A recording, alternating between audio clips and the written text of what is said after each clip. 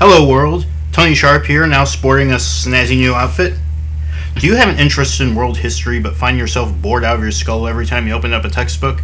Wish there was a way to learn history while simultaneously rotting your brain with cartoons? Well, guess what, kids? I've got just the cartoon for you! No, the other one. No, the other one.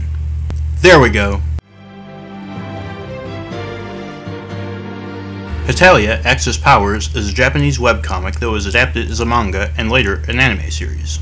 The characters are all anthropomorphic personifications of real-world countries, regions, and micronations. The series is presented as an exaggerated allegory of political and historical events, particularly those of the World War II era. In spite of the rather violent and horrific period of history it references, Hetalia uses light-hearted satire and comedy to reinterpret major events, as well as provide historical and cultural trivia. And there are stereotypes. Oh boy, are there stereotypes. You Frenchies love to hate America. Why not go back to making us hot green chick statues like you used to? I agree with America. Man up or I'll beat you with my Peace Prize. Would you guys like to sample some Chinese tasty treats? Pasta! Now, to be fair, the franchise does not portray the anthropomorphized countries in a mean-spirited manner. Quite the opposite, actually. I've only recently viewed the first couple episodes of the anime, and it seems to revel in the stereotypes it portrays through wacky and lighthearted humor. However, I'm not here to talk about Hetalia's anime, manga, or humble roots as a webcomic. I'm here to talk about one of the thousands and thousands of fanfics it spawned. As Hetalia is partially centered on the relationships between characters, it's only natural that the majority of fanfics are steeped in romance. And as the majority of characters in Hetalia are male, it's only natural that the majority of these romantic fanfics are yaoi.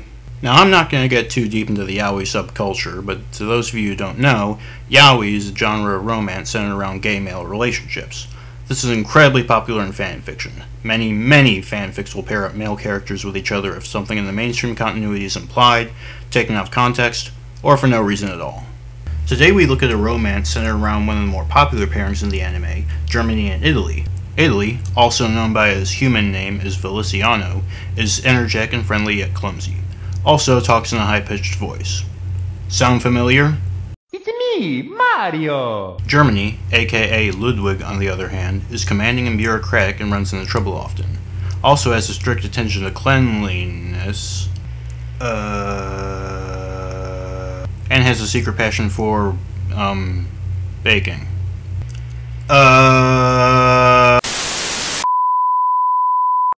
The summary for today's story, titled Late Night Kisses and Rated K, is as follows. Italy has a dream and Germany wakes up from because of his whimpering. Germany tries to do one little innocent kiss on the cheek, but Italy moves and it becomes a kiss. The author admits that it's a sucky summary. I really wish that writers of fanfiction would not feel the need to criticize the summary of their own stories. For one, it shows a lack of confidence in one's own work. Second, it's a handicap. If you put yourself down, you're more likely to gain sympathy from reviewers and lower their expectations. One last thing before we start.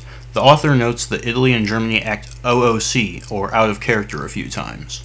As I've only watched the first few episodes of Hetalia, and therefore only have a general idea of how the characters are supposed to act, I can't say that this will be a big issue for me. Anyway, our story begins somewhere very far off, where a tiny Italian is having a dream.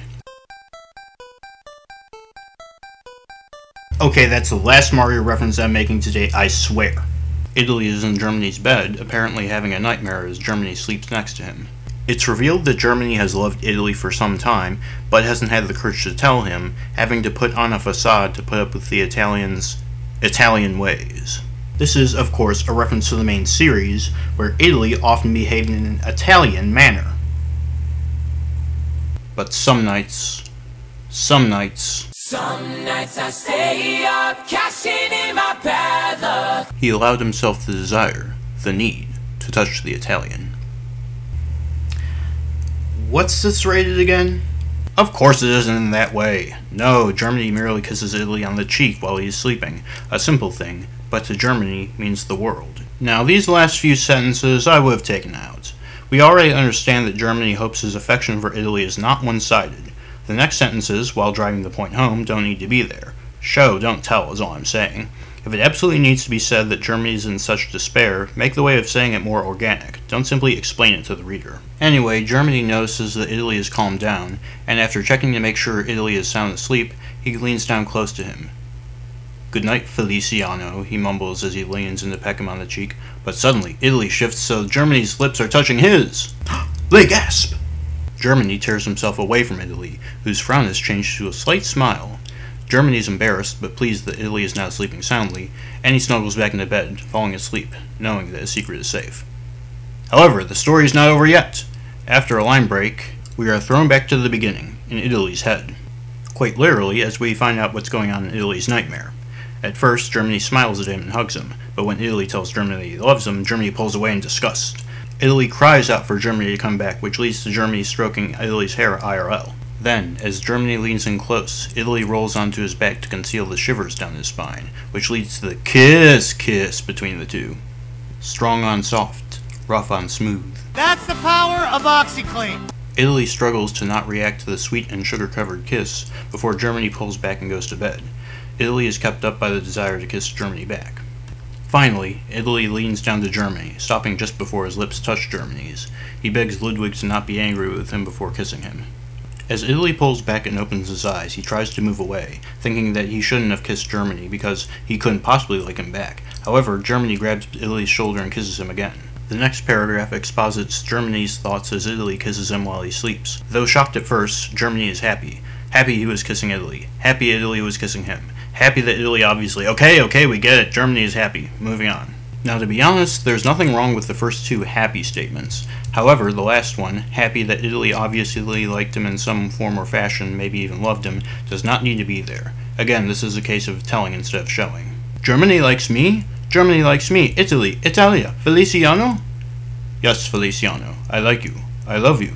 Do you love me? Now, for you history buffs in the audience who scoff at the idea of two anthropomorphized countries falling in man love with each other, I've prepared something a bit more accurate to the history books. How do I live without you?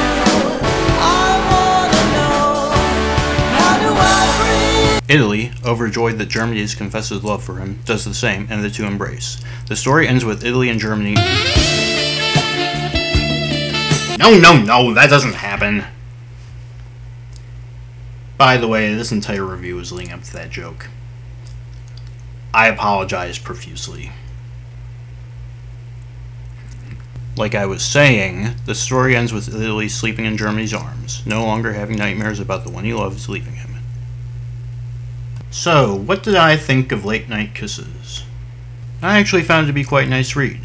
The narrative flows quite well, though there are a few parts where Italy's and Germany's thoughts are explained a bit too much. It's important to avoid simply telling the reader what your characters are thinking. Try to convey their thoughts with more vivid imagery. Take, for example, the kissing scene from Italy's point of view, where the kiss is described as sweet and sugar-covered. This is a very good use of imagery, the type of which this story could have used a bit more of. Also, on my first read, I did find the shifts between Italy and Germany a little jarring. This was mostly due to the fact that the beginning of the POV did not pick up directly after the previous part. Overall, this was a sweet, harmless bit of fluff that was pretty well written. I recommend it to anyone new to Yaoi romance, as it is not explicit and will give you an idea of whether you're into Yaoi or not. So thank you for watching the first episode in what will hopefully be a long continuing series. If you enjoyed/tolerated this video, feel free to like, comment, and subscribe. I'm Tony Sharp, and until next fanfic, stay sharp.